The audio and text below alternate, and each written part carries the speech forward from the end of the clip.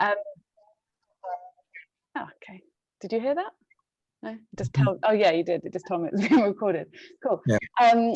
Great. So I've got the wonderful Tom Stimpson, which is who's an outside-in artist and ambassador, and he'll be chairing the event today. I encourage you to use the chat function. So if when our artists are giving their presentations, feel free to write any positive or wonderful acknowledgements about their artwork. It's just such a great way to receive feedback of your work, and we'll be saving those, sharing them with the artists afterwards. So I think that's me for now. Again, I'll just be, if there's any background noise, I'll just be monitoring people's mute buttons, but yeah, the chat function's there in case there's any problems. So I'll hand over to you, Tom, and yeah, good luck to all the artists, and yeah, thanks all for being here. Thank you very much, Anna. A warm welcome to everyone this afternoon. It's a great honour and pleasure to be here today, and I'm really looking forward to hearing the artists speaking today with some exciting work. Obviously, during this pandemic, there's been a lot of isolation and has caused a lot of anxiety for people. So these virtual galleries really are a shop front and a doorway, which enables us as artists to come together to share our art, but also for people to see what we're creating in isolation. So I applaud you for what you're doing. Keep doing what you're doing, and I'm looking forward to today. I'll get under straight away. Our first artist today is an outside-in artist. She's been an artist since 2012, and Bebo's art is rooted in connection in nature. She has a moving story as well that goes alongside her journey. She's a creative soul, and we all look forward to hearing you speak today. May I have the pleasure of welcoming Bebo. Over to you. Thank you very much. Yeah, could I have the first slide, please? Thanks. So these are two film stills from my performance and sound video called A New Normal, which is currently part of the Unlocked exhibition. This video is 6 minutes long. It begins with me brushing my hair, then I tie it into strands with bands, and then I cut each of them off. First with scissors, and then I take an electric hair cutter and shave the rest off. The sound is a cacophony of the voices from the daily coronavirus briefings by different politicians and the address to the nation from the Queen in the early months of the pandemic.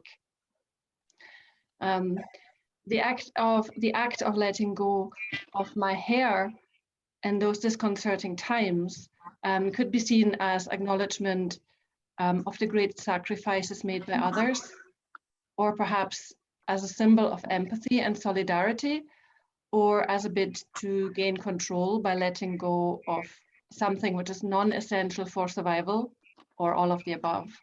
And at the same time, it is also an act of determination and liberation.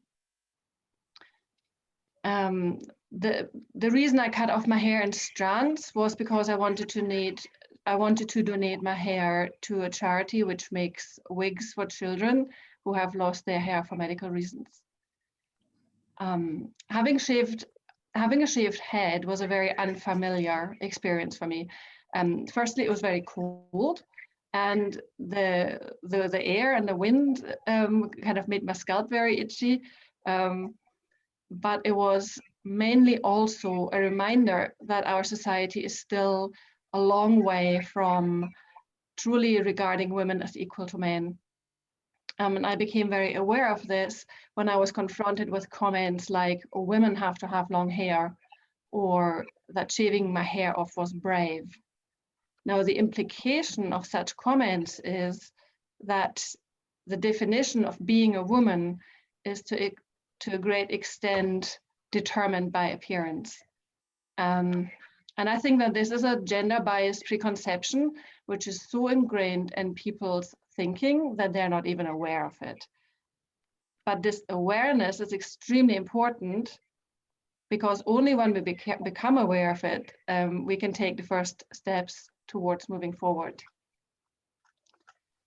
Could I have my next slide, please? Thanks.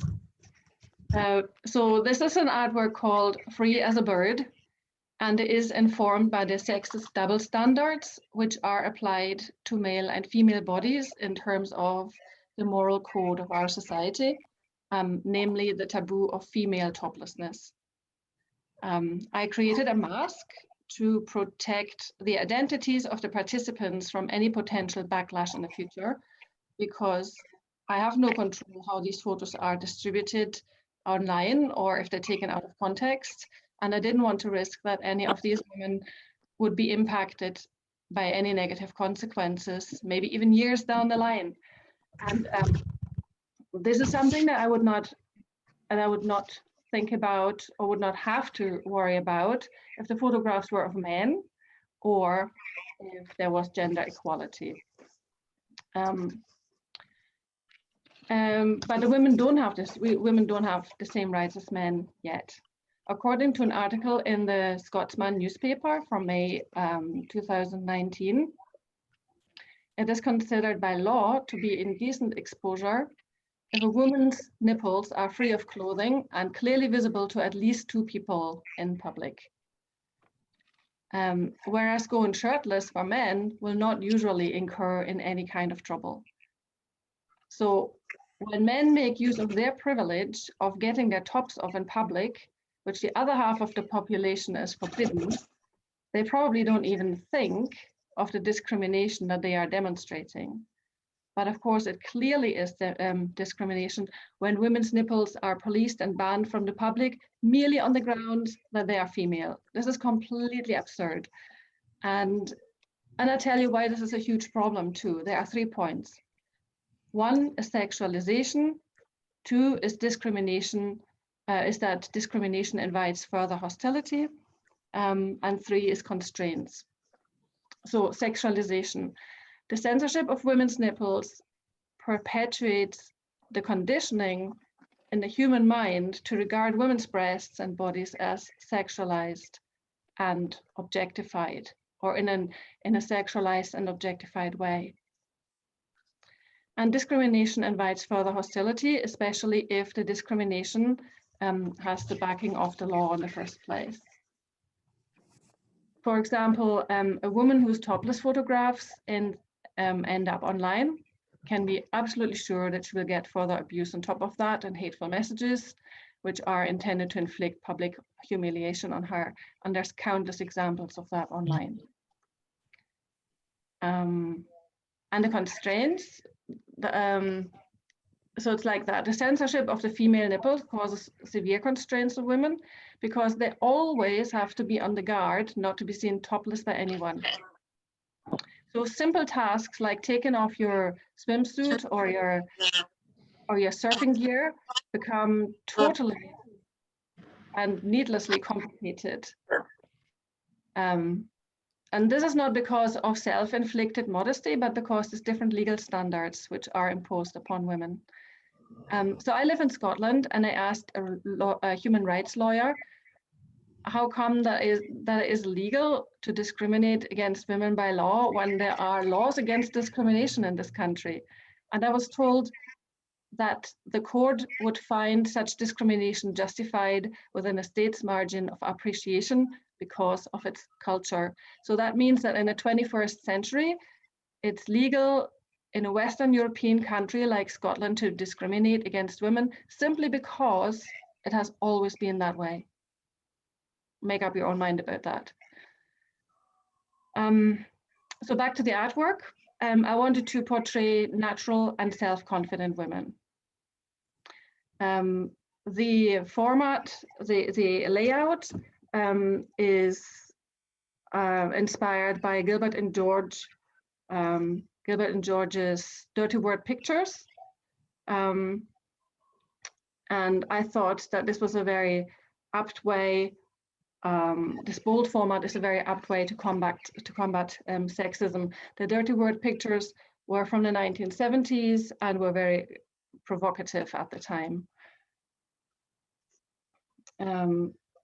So this format also allowed me to incorporate text into my artwork, which I thought it was very important to make sure that my message cannot be lost or misinterpreted. And my message, you might have read it, it's women's breasts are not indecent, sexist opinions are.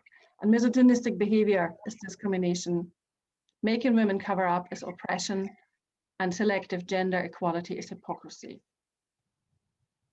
I created this artwork for my end of year exhibition during my HMC course in art and design at a local college, by the way. However, the male director of the college banned me from displaying it.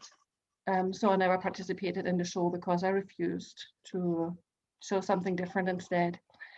The story got picked up by the press, and I was later invited by the Brewdog pub just down the road from the college to exhibit it there instead. And I think that was really great of them.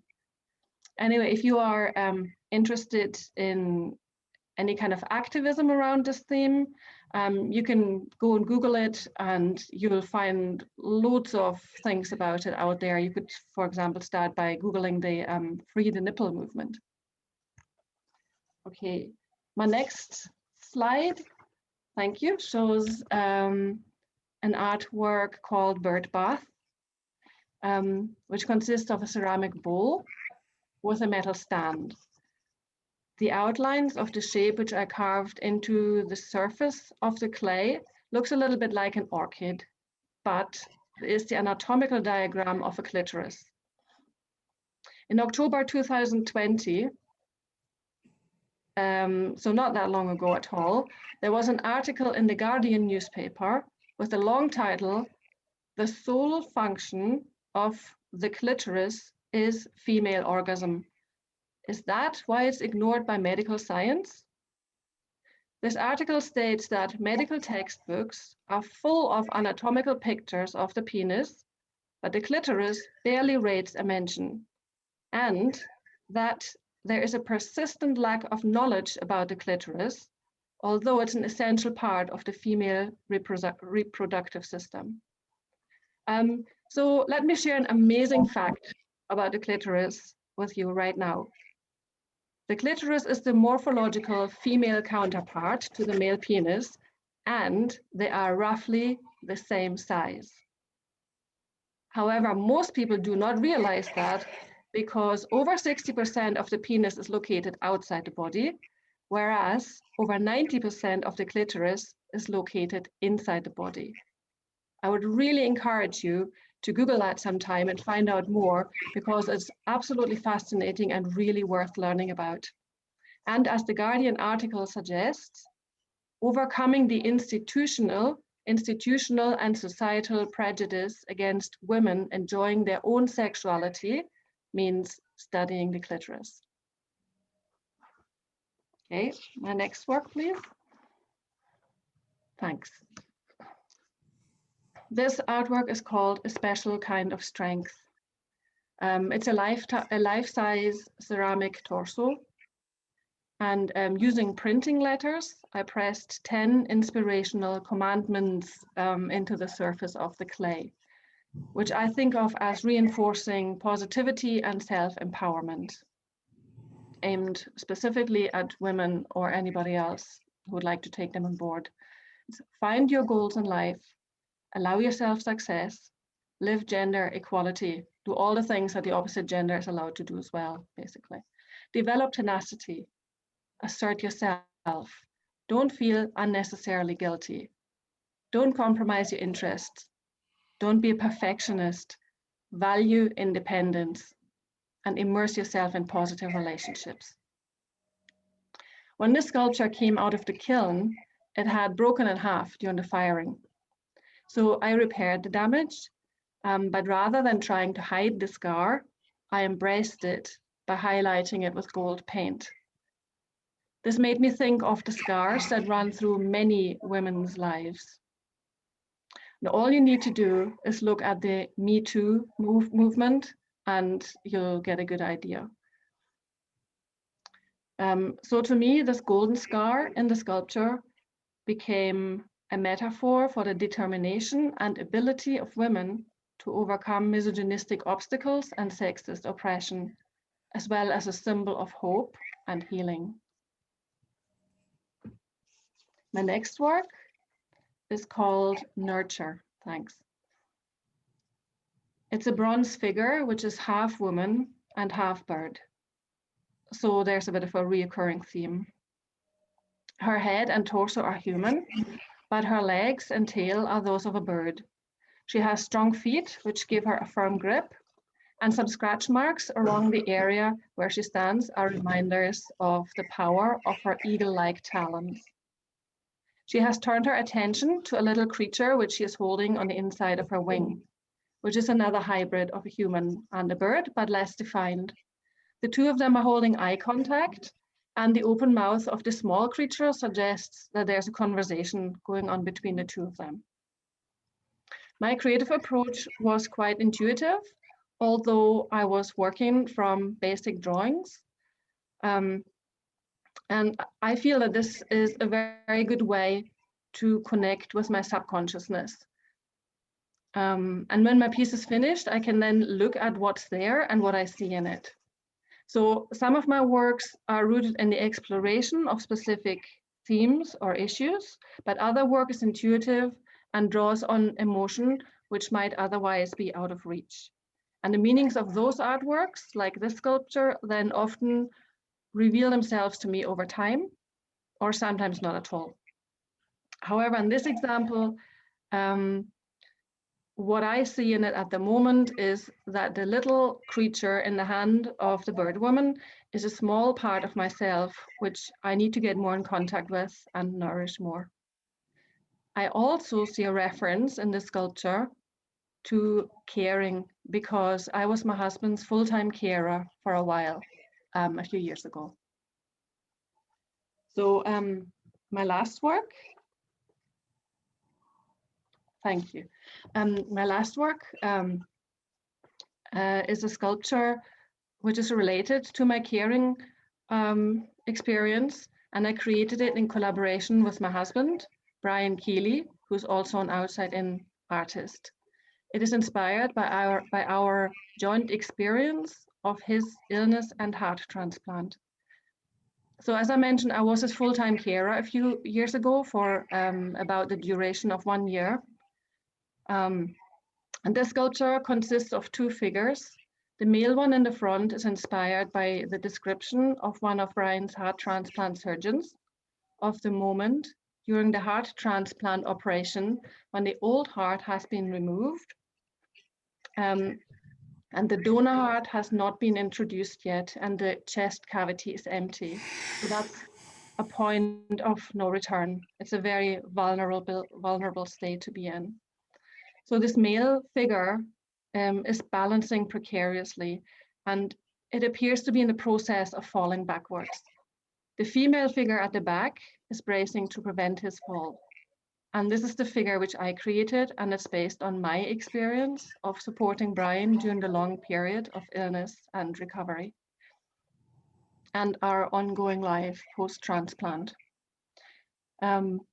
When I try to take a photo of this figure, of my figure, I realized that this is not really possible, at least not from the front, because it is always overshadowed by the figure in the foreground. And I thought to myself that this actually reflects the reality, because in my experience, the focus is usually on the person at the center of the health condition, whereas the carer is often overlooked in terms of the emotional and physical challenges they go through. And most of these carers are women. According to Carers UK, 58% of unpaid carers are women, and the economic value of the unpaid care provided by women in the UK is £77 billion per year. That's a substantial amount of work, and in my opinion isn't adequately acknowledged, but that's another huge topic. So for today's talk, I tried to choose examples of my work to show the various ways that I work in. And I find inspiration for my art in anything in my life that resonates with me and that's important to me. And of course, my life is constantly evolving and different themes are relevant to me at different points in time. And in order to retain the same fluidity in my art, I do not confine myself to a single discipline or a single theme or single medium. Yeah, this was my last slide. Thank you very much for listening and for watching, and thanks to Outside In for inviting me to be part of this event. Well, Bibo, thank you so much for that. That was absolutely inspirational, and hopefully it brought a lot of conversation and discussion, which will hopefully take place after this. It's evident that this surely should be seen for a wider audience. And thank you very much. Thank you. We'll see if we get some questions as well a bit later. So thank you very much to Bibo. May I now move us on to our second speaker, an amazing artist who has produced an amazing amount of work, surreal drawings which have such depth and meaning to them. Please enjoy Gail speaking about her work. Her academic acumen speaks for itself, and hopefully you'll enjoy listening to what she has to say about her work. Thank you. Thank you, Gail. Thank you. First slide, please. This drawing is called Penumbra, and it was formerly known as Alice Shadow. It's mixed media, and it's about 1.5 meters by 1.25. So it's quite big, and it's about when I was first ill. So it's about my first breakdown, my initial breakdown, and it's about like how I felt inside at that time. And a poet called Bob Beagery's just used it on the cover of his book called When We Were Awake, We Think Where Will Is from Eden. And I think that it's relevant now because a lot of people have ended up in a similar state of pain during the pandemic and fallen over that edge. So I'm pleased that he used it. Penumbra means, as I said, means shadow or shady spot. And Alice Shadow was a nickname that I was given when I was ill, which was a bit well, it was Black Alice, which was unkind. And I renamed it Alice Shadow. So this is like a very sad, painful drawing of a very insect praying mantis-like creature. And it's quite menstrual, like the webbing is like webs of blood. And I was very interested in studying écriture féminine, which is writing the feminine at the Royal, and I was studying at the Royal College when I did this drawing. And it marked a turning point in my work, because before this, my work was more clumsy and more wild and angry. And I managed to use small marks and condense it down and find that inner beauty. And I'd say that all of my work is like a search for my identity or a psychological self-portrait, hence the different names or titles. Could I have the next slide, please? So this drawing is called Chloris. And Chloris is a nymph or goddess associated with spring, flowers, or new growth. So when referring to this drawing, I'd say that's an ironic title. And the characters in my drawings like represent the dark feminine or the dream state which I entered when I did the drawings, which could be said to be like a performative process. And I've actually, a long time later, I've gone on to do drawings that are a performance. This drawing was done in 2001. So, I mean, I've only been in hospital twice. So this is after I'd been at the Royal College and I'd spent like a short spell being hospitalised.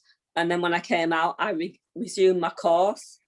So it was about piecing my practice back together again, and it's thick with the layers of paper as I try and like pull the various aspects of my drawing together, of my practice together to make a drawing. And I'd say that the mouth in it is either singing or it could be like voicing its pain, or it could be a transgressive mouth. So it's also a devouring mouth, like the devouring feminine.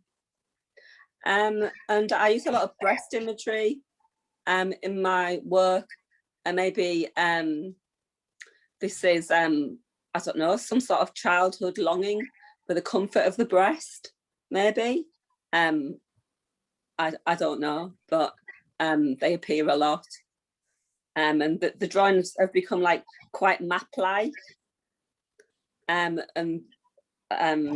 there's a sort of bodily morphology and a sort of natural morphology. Could I have the next slide, please? This drawing was called Clocks when I first completed it, or it could be called, or it is called Rhizome. I tend to change the titles of the names depending on how I'm feeling. This was more like trying to find joy after in recovery from being like very ill. The clocks or breasts like symbolize like women's time, and the white marks are white ink or maybe breast milk, as described by Sisu, who describes women as writing in white ink. So it was papering over the dark times to come out of it and find some joy in pain. So next slide, please. So this is a drawing that is 1.5 meters by 122 centimeters, and it's called Cranius Melas. I mean, I don't really know how to pronounce that, but it's 2 words for blue in Greek, where ancient Greek, where there is no word for blue.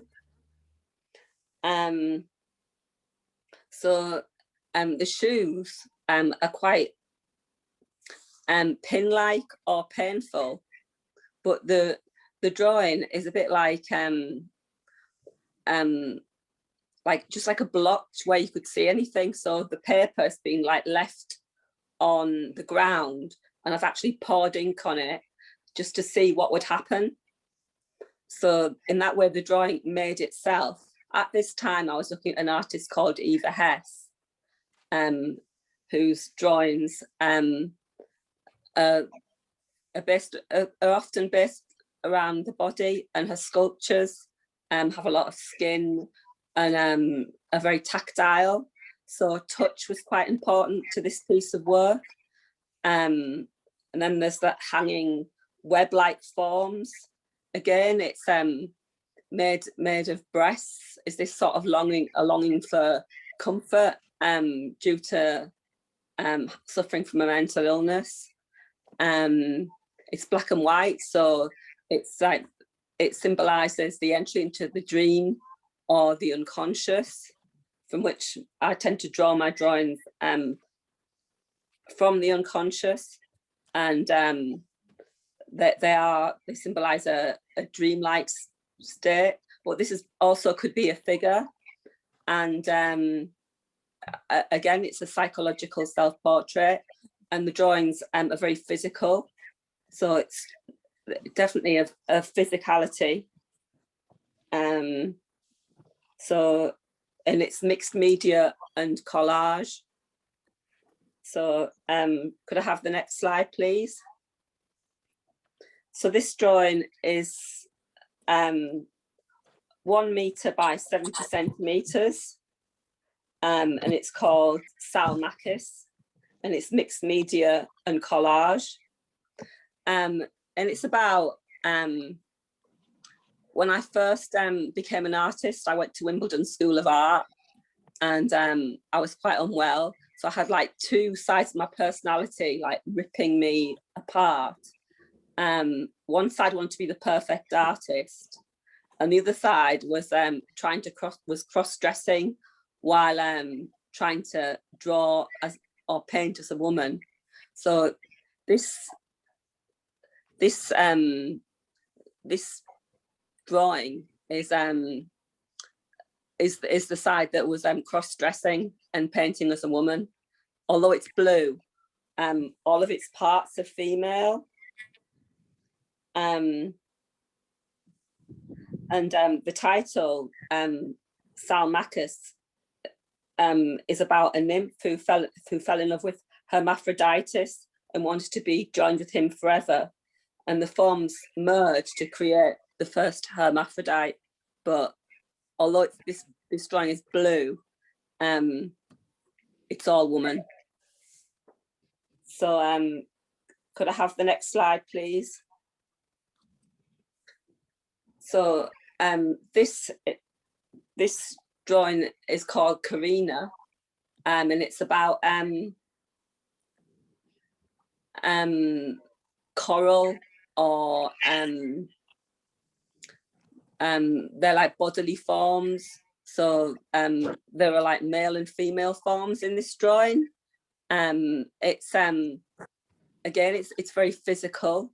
I began it as a performance at a cabaret in Mima, where I took myself, I got into my own world while people were milling around, and there was the poetry performances going on, and I began this, and this was my first foray into performance drawing, which is how my work is now developing into performance drawing. And blue, it's very like watery, and yeah, the underwater theme could symbolize the unconscious. Well, it does symbolize the unconscious. And Karina is a constellation. So next slide, please. Right, this is the drawing that I did. This is a drawing that I did in lockdown. And because I felt imprisoned by lockdown, and I was staying with my mum, so I was staying in quite a small room, though she does have a relatively big house. As my drawings are self-portraits, I only had myself as inspiration because we were quite enclosed by lockdown. So I drew myself, and I'd say this drawing is a starting point to a series of drawings, and it isn't a drawing that I personally would have picked to exhibit myself, as I see it more as a starting point or research drawing, but then they can be as interesting or offer like a great insight into finished pieces. So I think this has like a psychological insight into me as a person, and how I was feeling during lockdown. And it's a lot about identity. And I'd say all my drawings are a search for identity. So it's very intense. So can I show my final slide now, which is mouth? Right, this drawing came from the last drawing. So if the last drawing was a research piece, this is how the self-portrait developed. I took all of the excess spaces from the self-portraits, because there were a number of the previous drawing, a number of drawings that were related to that, and made the spacings into these sort of more surreal mask-like self-portraits, or small bodily worlds, which are psychological self-portraits. And these ones, the last one was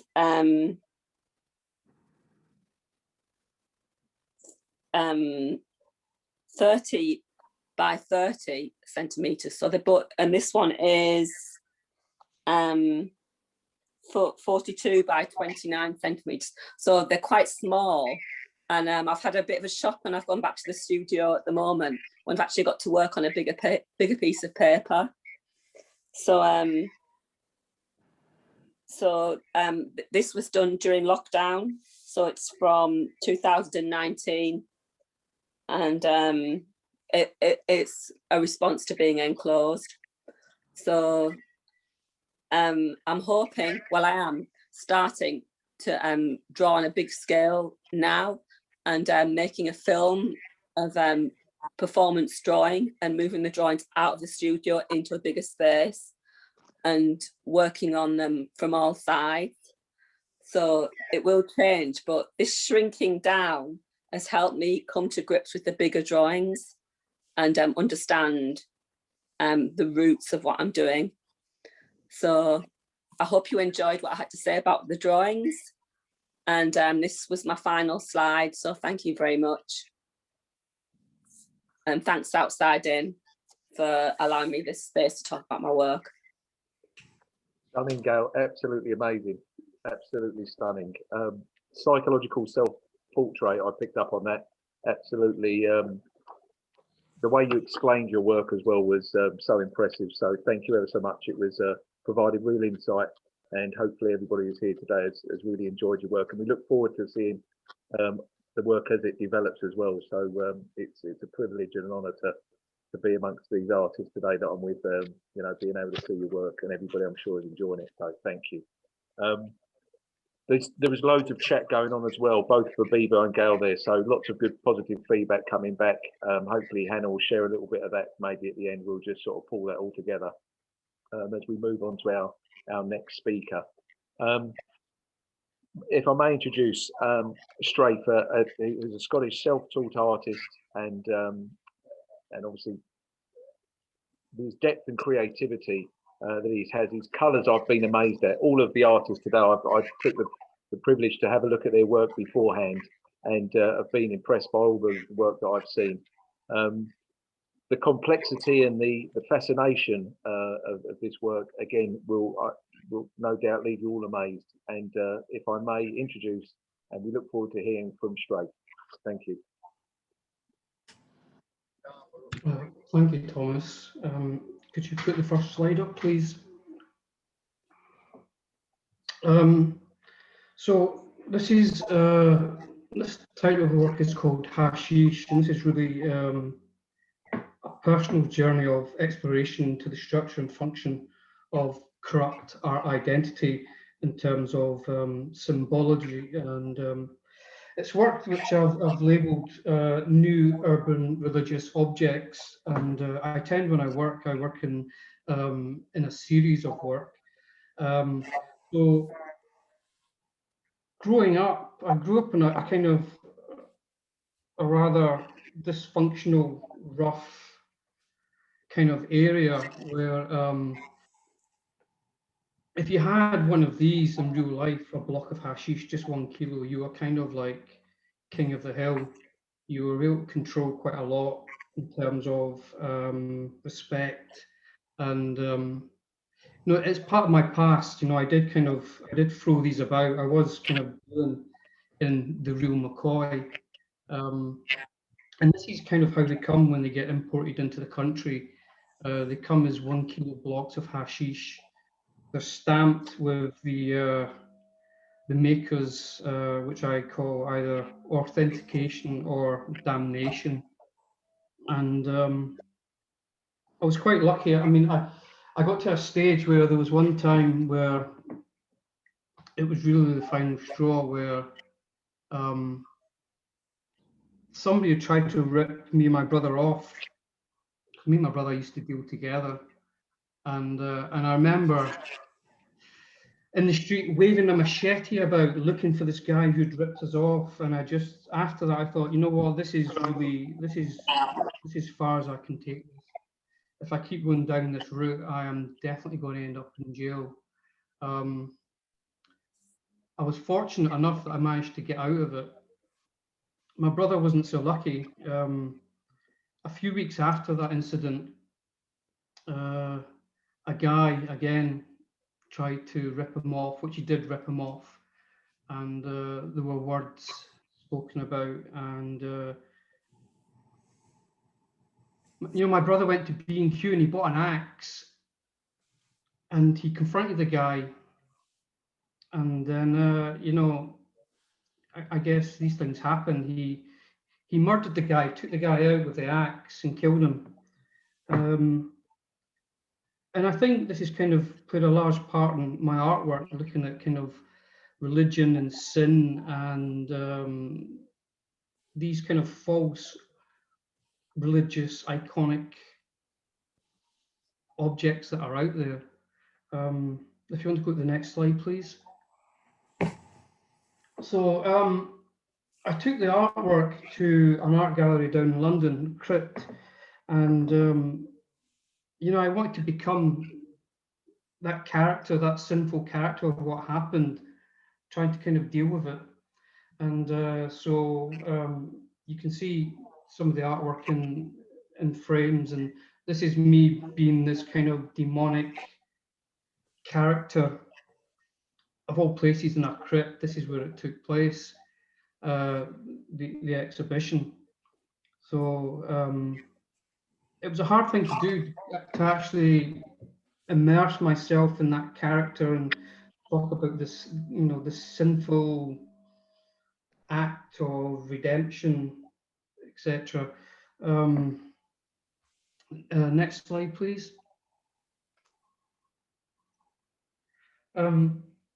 So this is the work that I created for the lockdown. This is reprobation masks. This is like a series of ceramic, in the end, wearable masks, and just kind of looking up what it says about reprobation. It's about kind of the theology as a doctrine that teaches that a person can reject God, or God in terms rejects you.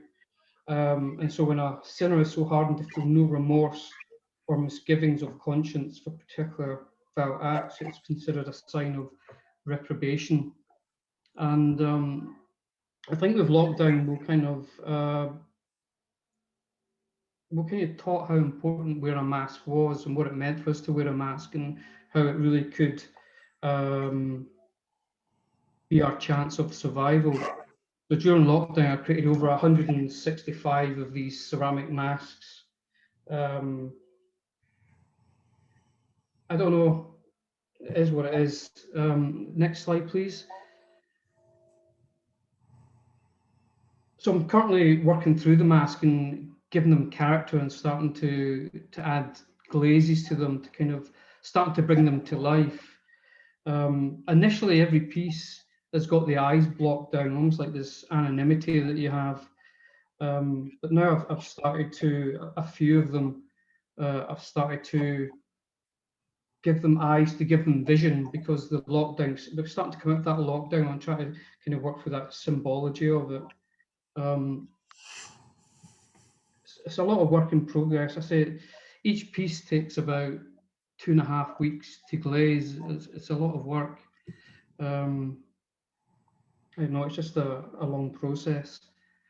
Next slide, please.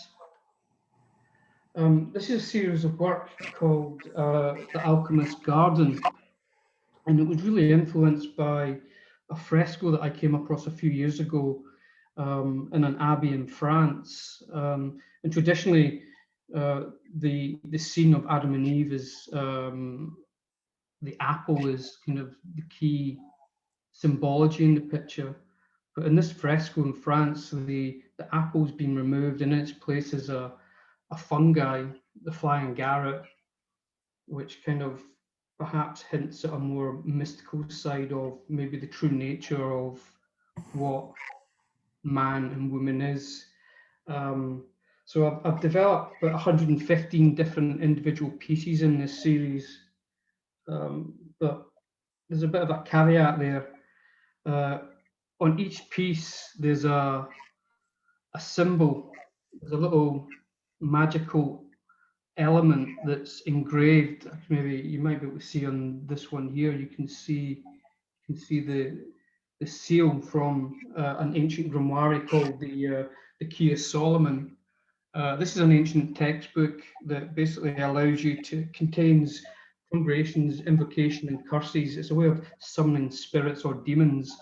The idea that the owner of the piece of artwork could either enjoy the aesthetics of the artwork, or they could smash the artwork, therefore releasing the demon. And it was really a challenge up to the person who had the ceramics, where they could take that challenge. I thought was quite interesting. Next slide, please. After the exhibition, as a character of the Sin Eater, I thought about developing these ceramic heads of these characters of the Sin Eaters. You know, the Sin Eaters were actually real people back in late Victorian times. What a Sin Eater would do, he would go from village to village and he would keep his ear to the ground, listening out for anyone who had died. And back then, the Victorians were very superstitious, and the bodies would be kept at home.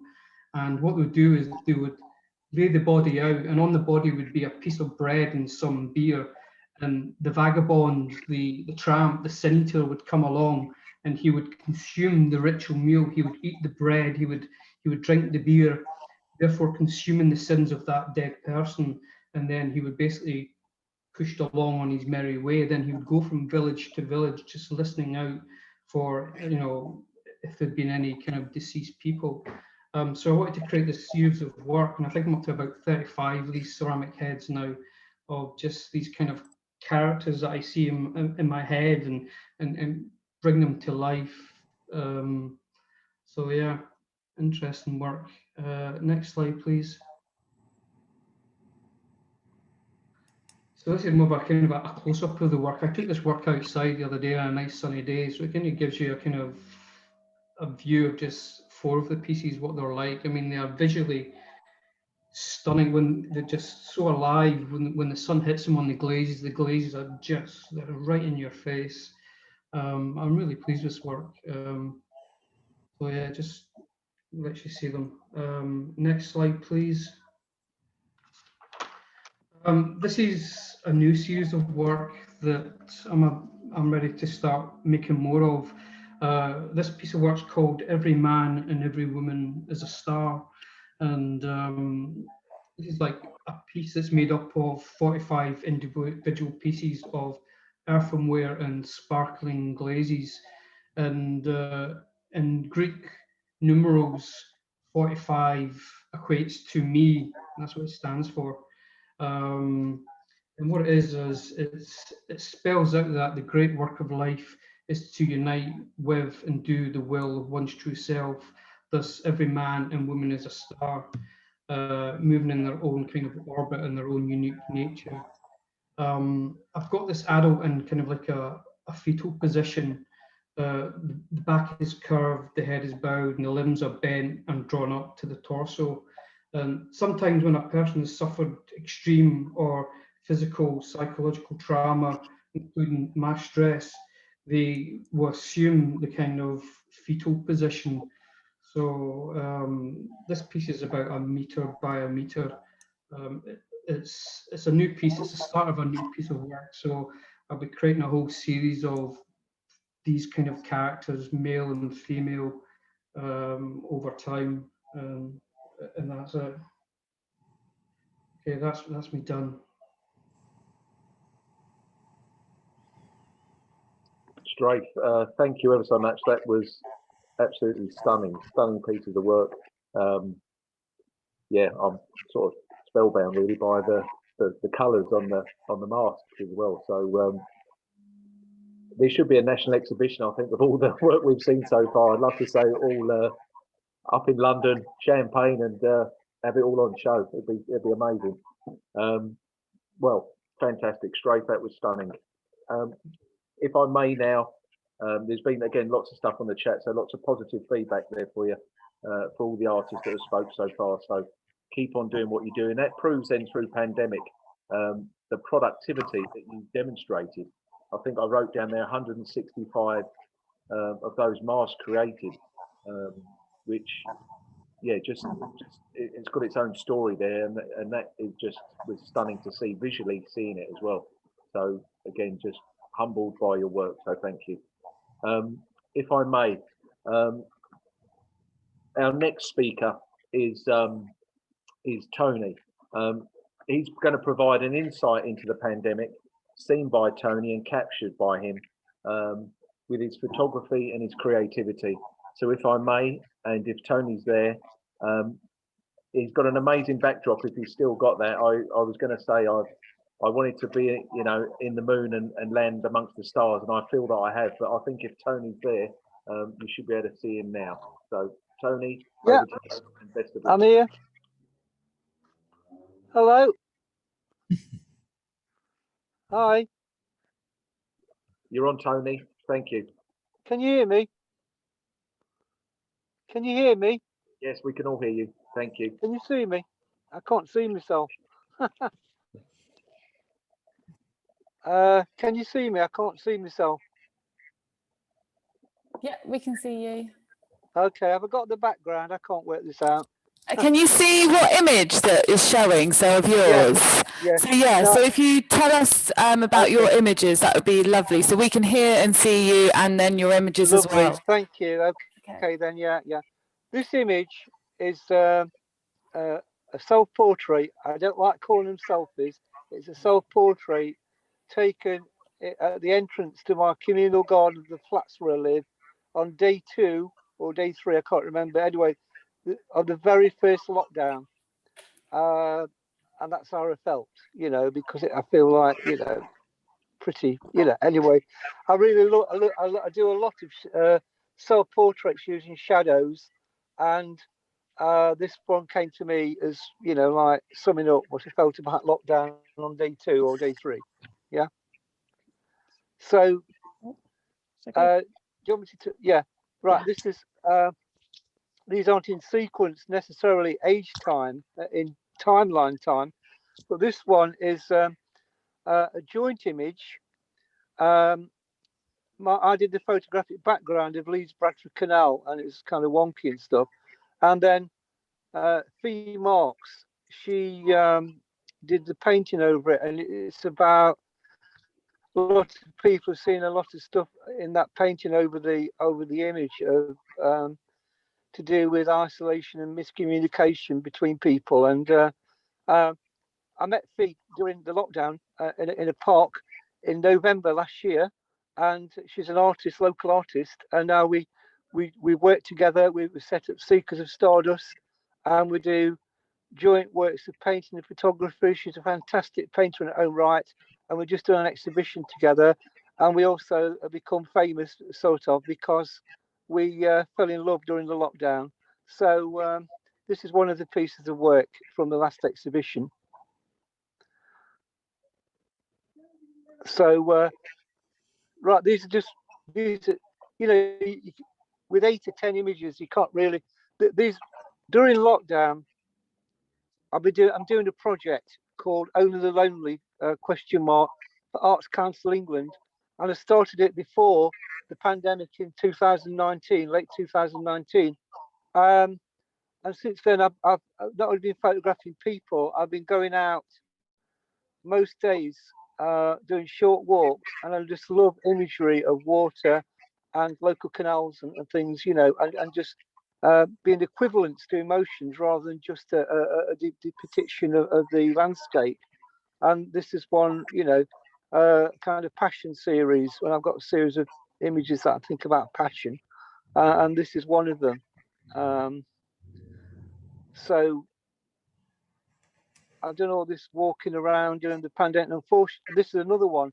This, they'll go together, sort of. And this is 1 mile from my house, and it's a wonderful abandoned canal. And you know, I just get certain resonances from it, certain emotional equivalents coming from the landscape that I walk through. So this is one. Unfortunately, I can't walk very well at the moment because I've gone down with a wounded leg with ulcers and things. So I really appreciate that. I did all this walking during the lockdown, you know. So this is part of a series of many images depicting water, fire, elements. Now, this one here was taken in late 2019.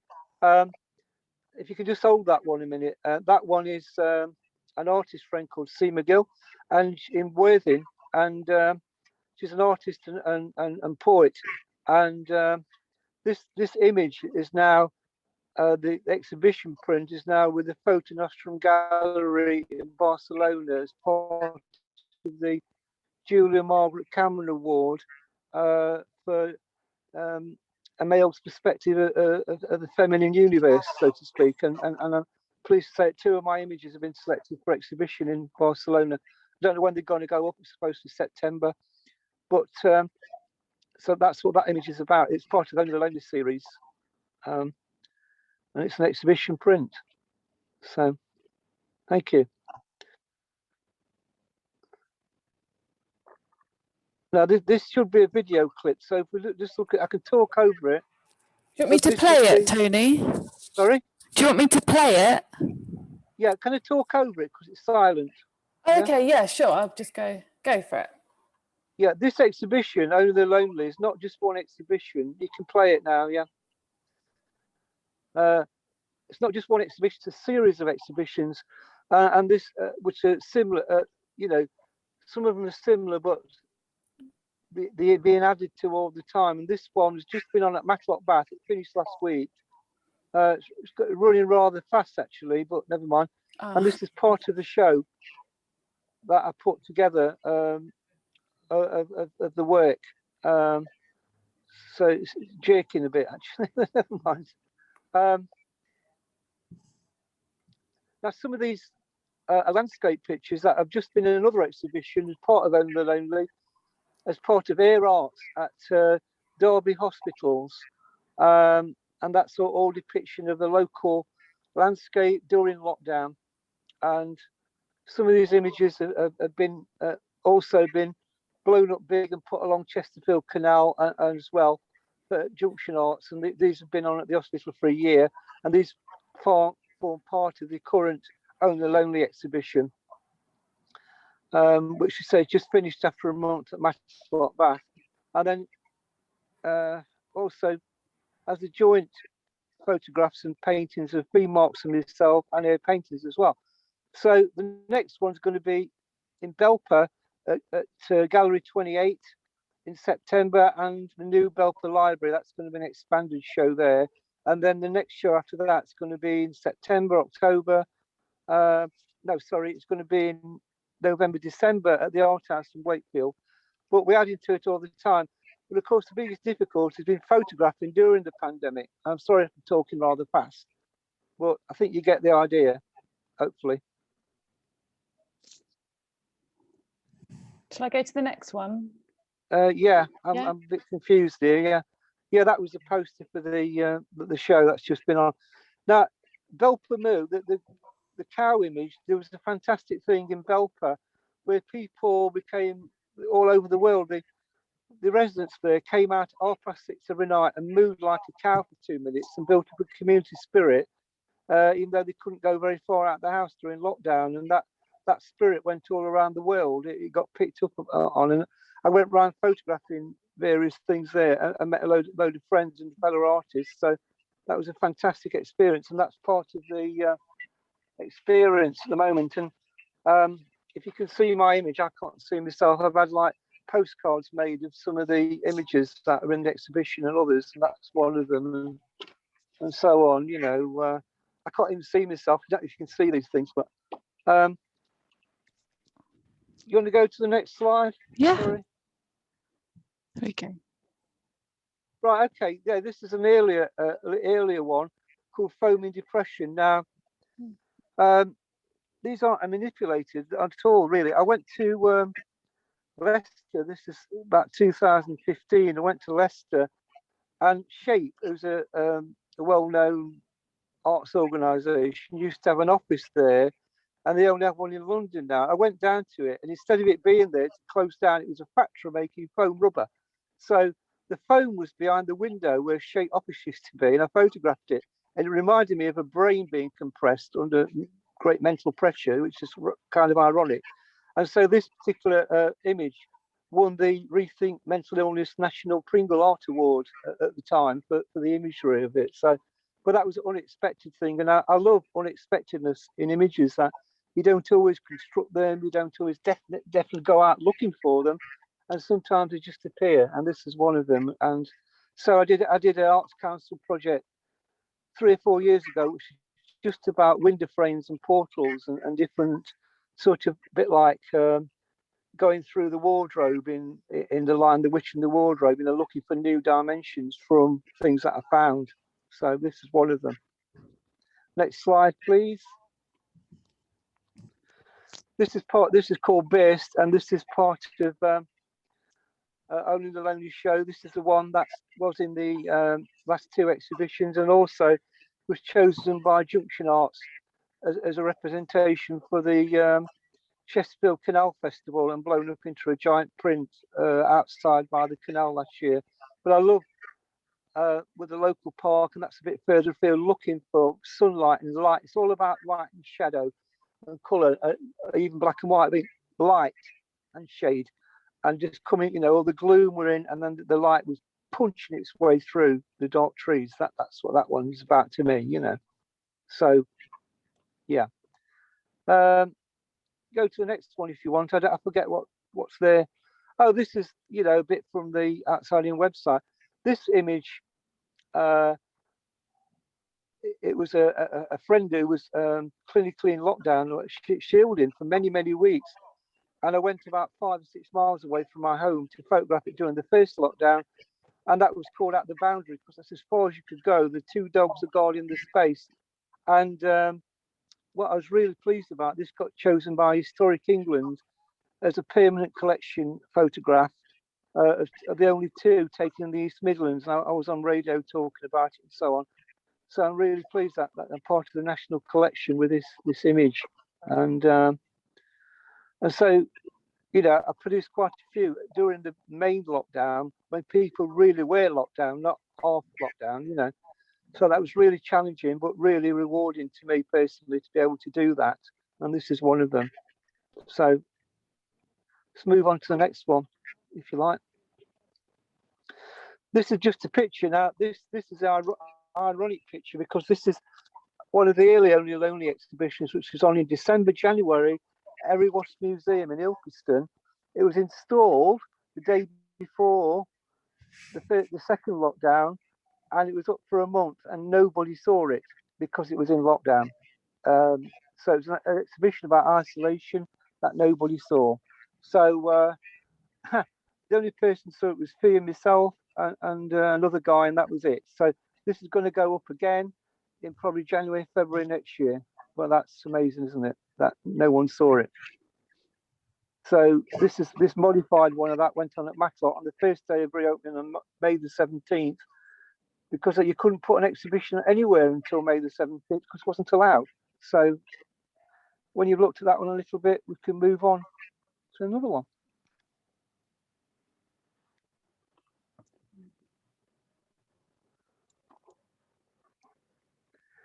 Yeah, obviously you've got to pinch and blow it out a bit to read it, but that is the panel. You can see these on the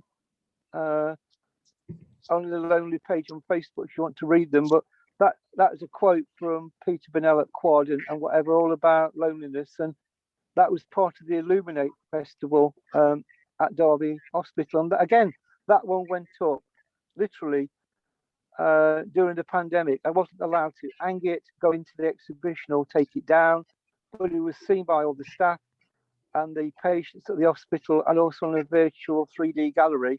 But I managed to do quite a few online galleries for Artcore and Outside In and the hospital, but they do not, for me, replace a real exhibition where you can go in personally and look at things. But this is the only thing we could do at the time.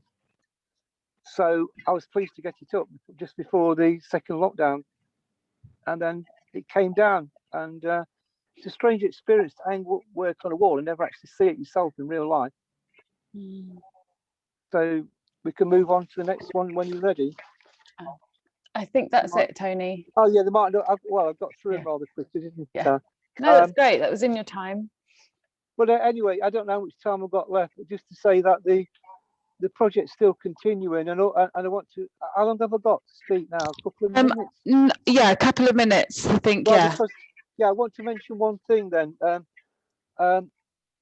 We set up this page called Seekers of Stardust on Facebook, and we've got our first commission. We're commissioned by our New Perspectives Theatre, professional theatre in Nottingham. We're doing a project called Touch in July, where there's 20 artists working all over Nottinghamshire, and we're going to be doing something in a wood called Martin's Pond, where I'm taking loads of Polaroid photographs of things you can't touch, you want to touch and couldn't touch, and they're being put on washing lines, and people are going to take them off with a rubber gloves and make a narrative out of them and write poems and bits of writing and put them, and they're going to be photographed and everything.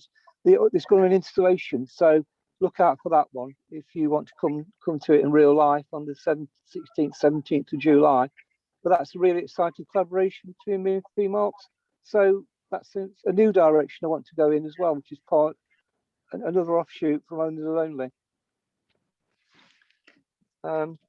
Great. And I've also written a load of poems to do with loneliness. They've been going out. Some's gone out in books and that, but I don't want to. I do tend to ramble on a bit, so I don't want to talk too much, really. Cool. Thank you. Okay. Thank you very much, Tony. That was again a stunning, collection of your photography there, and really captures what the nation's feeling. So to have that imagery and that work, and the ironic thing that it wasn't seen, and hopefully now it will be seen, far and wide, and it will enable and help people to heal while they come out of pandemic. And I just caught up on that where it said illuminate art to aid well-being.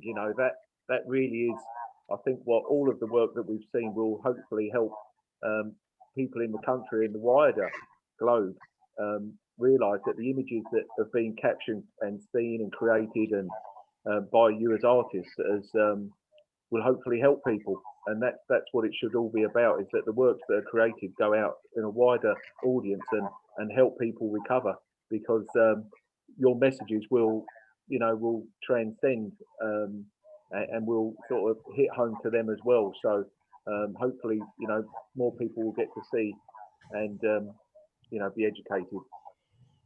Yeah, thank you very much. Thank you. Yeah. If I may lead on now to our final speaker today, an inspirational creative artist who has been creating all of his life with a fascinating mixture. I'm fascinated by his work that he did with his adaptation of Braille within art. If you would all please sit back and enjoy our final speaker today, Clark Reynolds.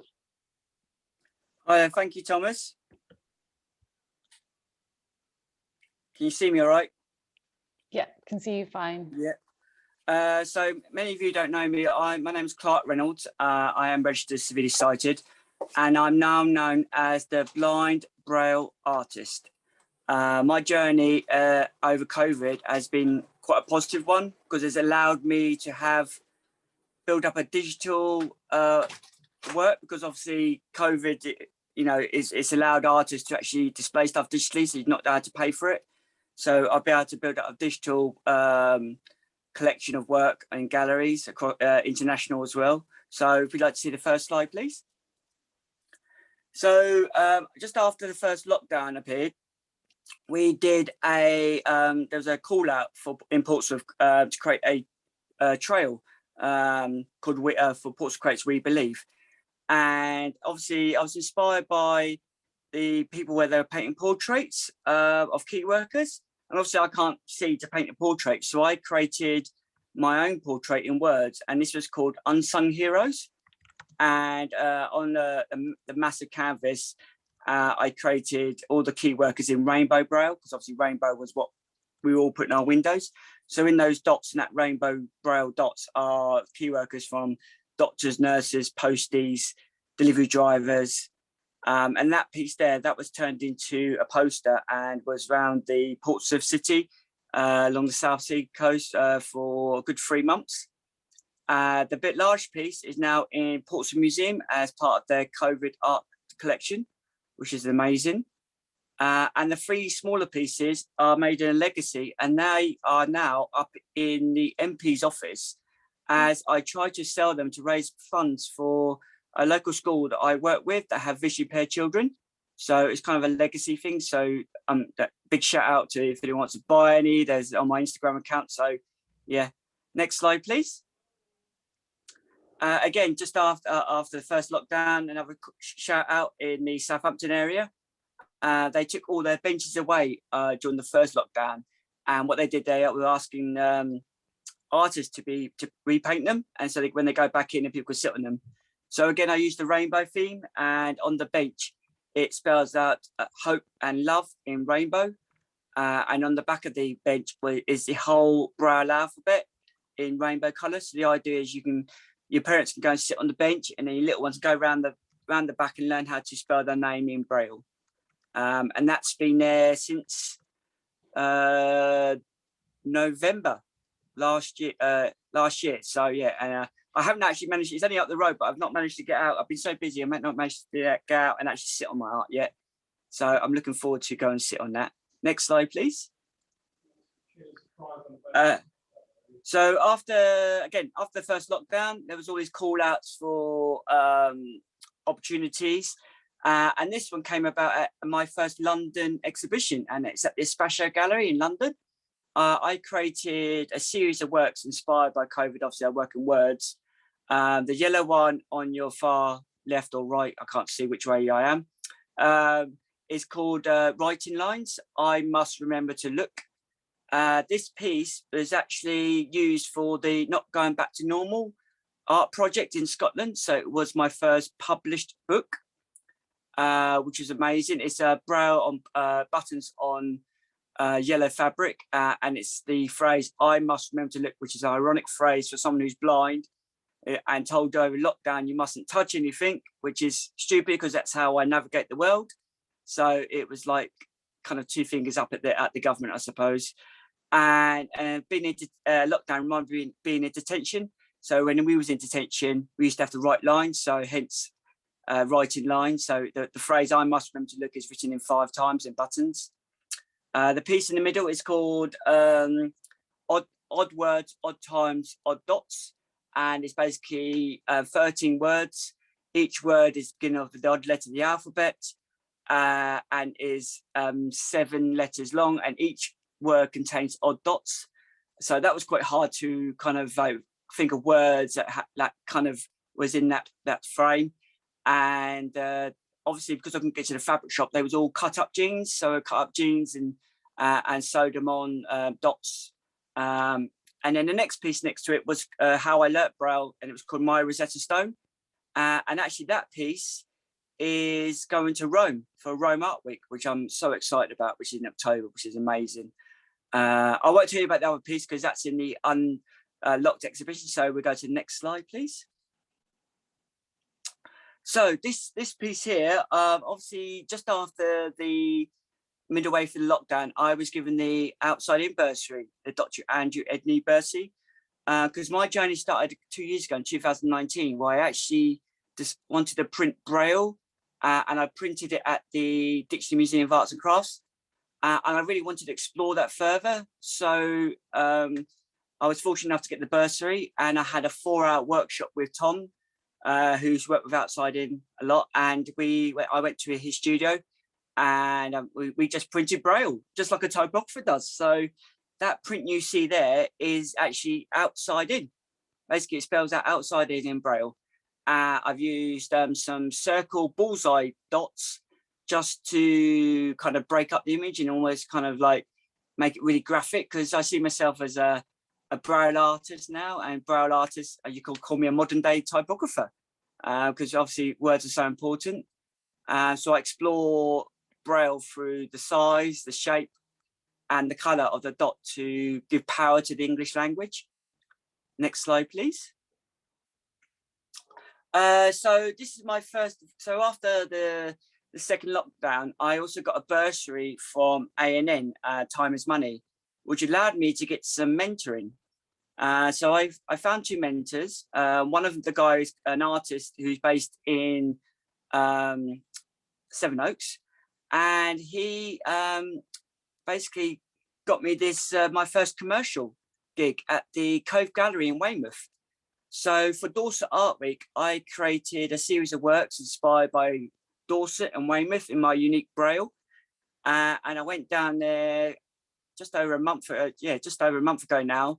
It was kind of a meet the artist. It was great, and it was my first foray into commercial gallery as such. And one of my pieces actually got sold by the CEO of the Dorset Council, the Weymouth Council. What I did is I created a piece on, it looks like St White's Cross, but in that St White's Cross, which is Dorset flag, was the history of Weymouth from 1318 to 2021, A0 in size. So it looked like all these dots, but in those dots was the history of Weymouth. And that is actually going to be in the council chambers. So every time they have their meetings, my artwork will be fully in display, which will be amazing. Next slide, please. So this was the piece that was chosen by Outside In for the Unlocked exhibition. It is just normal chopping boards you find in the kitchen. And what I did was I spelled out the words, what a handshake, kiss, cuddle feels like in Braille. Because obviously, you know, Braille, you can feel those words, but obviously the idea is this piece is called social distancing. And obviously during social distancing, we couldn't do those activities, but you can still feel these activities for the words, which obviously, again, leads to that notion of Braille being more than just a language for the blind. I want to make it, bring Braille into the 21st century. And like I said, now I found my identity as the blind Braille artist. I see in my next 40 years as just doing Braille. And the idea is, you know, a couple of years down the line, you'll see my work and you say, oh, that's the blind Braille artist. And that's what I'm hoping for. Next slide, please. So I was, this is an amazing opportunity. So I work for a local gallery in Gosport called Yellow Edge Gallery. And they've been really amazing. They've only opened 2 years. And it's a gallery that he wants to give, almost like what Outside In do. He wants to give to voice the artists just that don't have a voice. And he said to me, why don't you curate a show? Now, I've never curated a show. So I got on board fellow visually impaired artist and Outside In ambassador, Faye Kilburn. And we curated a show, which finished 3 weeks ago, actually. What we did a proper professional job. We did a call out through all like normal channels and disability, through Outside In and Disability Arts Online and Shape. And we went through the whole process of actually having a theme. The theme was called Shapes and Patterns in Creativity. And because obviously we're both visually impaired, how can we actually see a piece? So that was where the idea came from. So we actually said no to people. You know, it's hard to say no to people when you're, you know, as a curator, but we did the whole process to show how professional we are. And we got artists from 18 artists from all around the country. Furthest away was Scotland. And me and Faye put on this most professional show. And we had Meet the Artist on the last Sunday. And people came down from Birmingham, from Somerset, from Brighton. And it was an amazing, amazing Sunday. It was really good. And this piece is called Can You See Me? And the idea, it spells like me in Braille, but those discs are 40 centimeters in diameter. So the idea is you step back and you see me.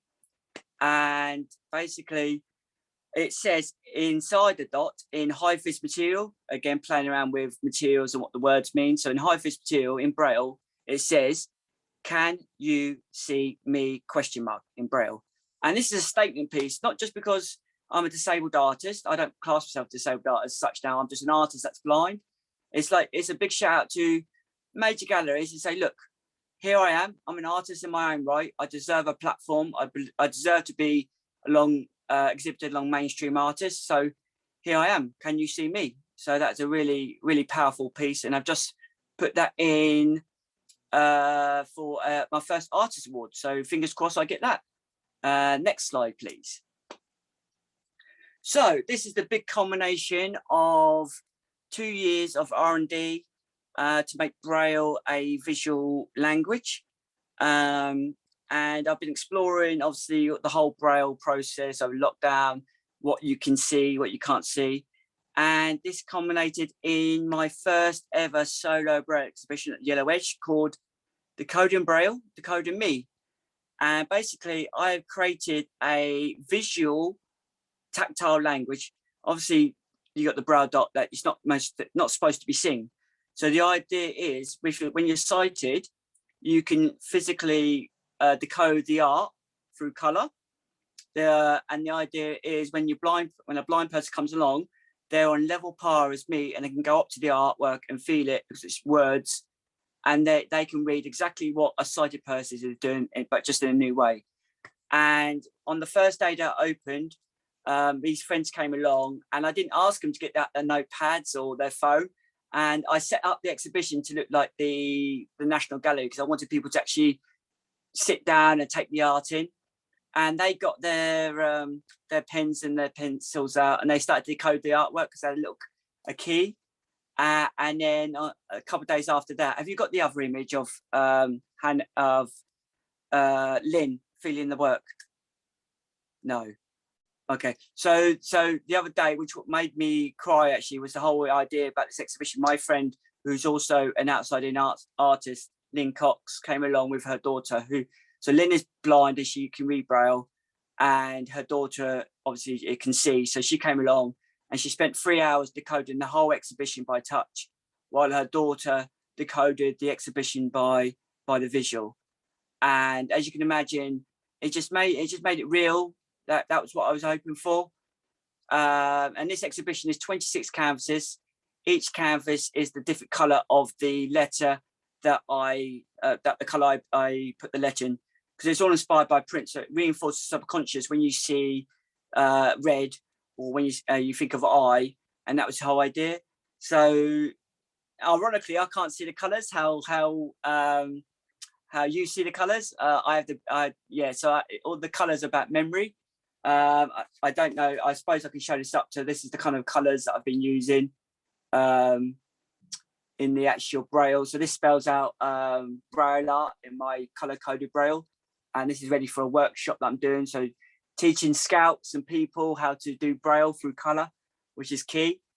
And my year has basically, I'm going to have to say no for things now, because basically I've got 3 exhibitions in London, one at the Crypt, which that we've just mentioned, which is exciting, called Absurd. I have an exhibition at Moorfields Eye Hospital and at Bloomsbury Science Festival called The Soul Within. And I also have an exhibition at the Bridge House in London, or the Barge House in London, called Divock 91, with about 12 visually impaired artists, all about our reflections of COVID. And then obviously got an artwork going off to Rome, and I'm also got the opportunity to work with the National Paralympic Heritage, which again, outside in, put the call out, and I went for the interview stage and I got it.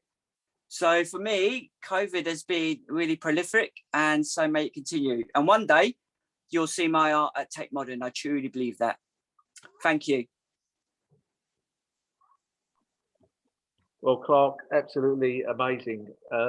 Fascinating, all the type of work you're doing, how you're reaching out into the community, and obviously all your success that's starting to happen now with obviously your work going out to Rome as well. So many congratulations, and every success to all our artists and to you as well.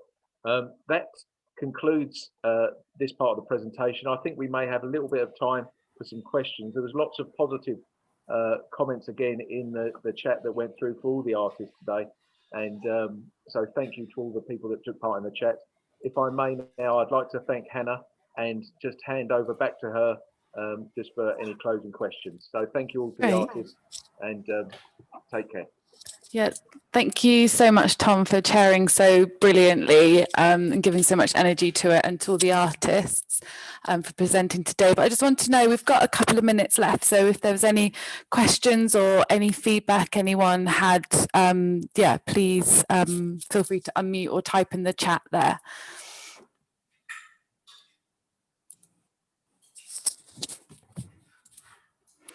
So we just got some thank yous coming through in the chat. Anna, could I ask Strafe about the glazing? Like, how do you do the glazing? It looks so amazing. Sorry, Strafe, I think you're on mute there. How's that? Can you hear me? Can hear you now. Yeah, thanks. So I can,